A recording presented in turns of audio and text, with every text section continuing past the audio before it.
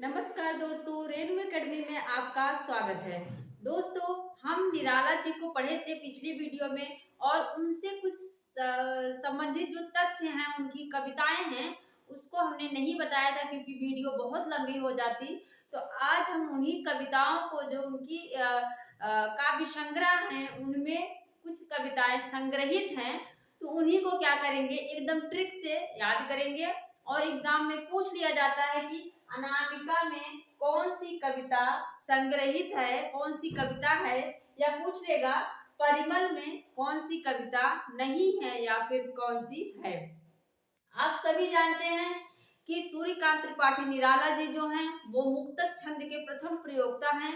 और मुक्तक छंद को आलोचकों ने क्या कहा है, केचुआ छंद या रबड़ छंद कहा है। क्या कहा है? केचुआ छंद या रबड़ छंद कहा है। और निराला जी जो है मुक्तक छंद का प्रथम बार प्रयोग जूही की कली में करते हैं, जिसको महावीर प्रसाद द्विवेदी क्या करते हैं, वापस कर देते हैं छापने से। और निराला जी जो है, निराला जी ने परिमल की भूमिका में लिखा है, मनुष्यों की मुक्ति की तरह ही छंदों की क्या होती है, मुक्ति होती है। कविता की मुक्ति होती है। क्या है?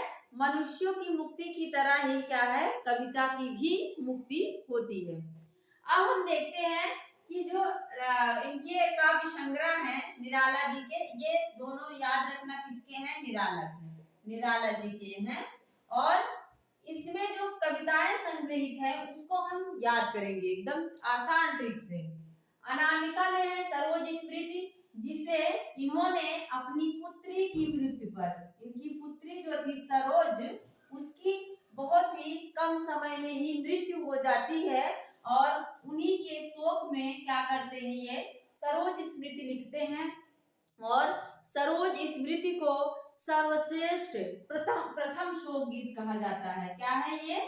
सर्वश्रेष्ठ प्रथम शोक गीत माना जाता है। इस चीज को याद रखना, पूछ लेगा एग्जाम में कि प्रथम शोक गीत कौन सी रचना है या किसे कहा जाता है, तो आप किसे कहेंगे, सरोज स्मृति को माना जाता है। इसके बाद है सम्राट एडवर्ड के प्रति प्रेयसी, राम की शक्ति पूजा, जिस पर बंगला कृतवास रामायण का प्रभाव है। बंगला की जो रचना कृतवास है, रामायण है, उसका प्रभाव राम की शक्ति पूजा पर देखा जाता है।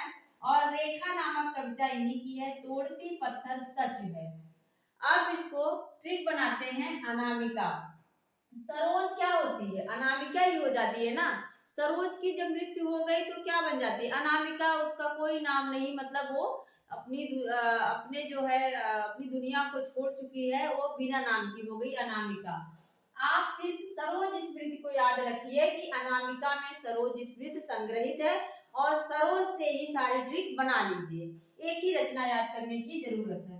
अनामिका, सरोज जो है जब मृत्यु को प्राप्त हो जाती है तो अनाम हो जाती है, और सरोज सम्राट की प्रेयसी है। ऐसे याद करो, ये सिर्फ ट्रिक है, ऐसा रियल में है नहीं।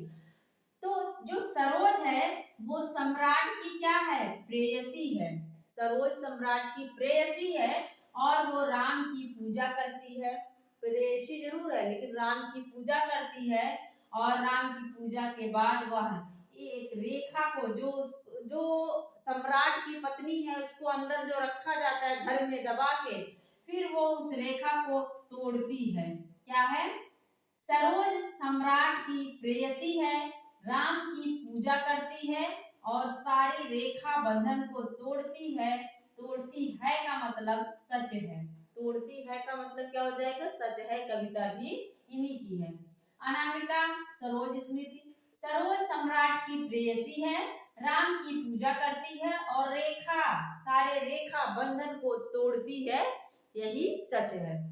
इसके बाद क्या, यही सच है अलग है, लेकिन ये सिर्फ सच है। यही सच है जो है मन्नू भंडारी की कहानी है, लेकिन ये क्या है, सच है, सिर्फ है, यही नहीं। इस चीज को याद रखना। इसके बाद परिमल में है, तो हमारी ट्रिक अगर इस तरह से अगर हम याद कर लेंगे तो दूसरे की ट्रिक बनाने की जरूरत ही नहीं। इससे जो अलग रचनाएं हैं वो समझ लेना कि परिमल में संग्रहित है। परिमल में संग्रहित है कौन कौन सी है, अधिवास, जूही की कली, बादल राग, विधवा, भिक्षुक, संध्या सुंदरी, पंचवटी प्रसंग। फिर भी हमने इसको बना लिया था। परिमल को पहन के अधिवास में निवास करती है, जो ये नायिका है परिमल को पहन के अधिवास में जूही की कली की तरह बैठी है, बादल को देखती है, बादल को देख रही है जूही की कली बन के।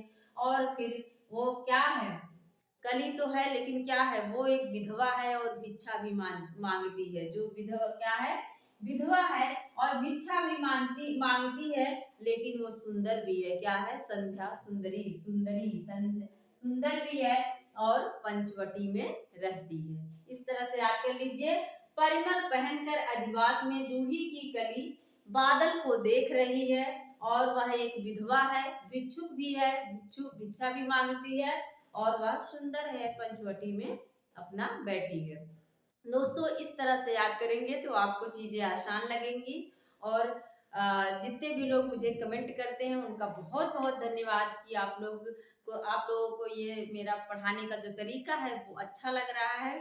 मैं आप लोगों को ऐसे ही वीडियो देती रहूंगी, आसान तरीके से पढ़ाती रहूंगी। मिलते हैं अगले वीडियो में। Thank you.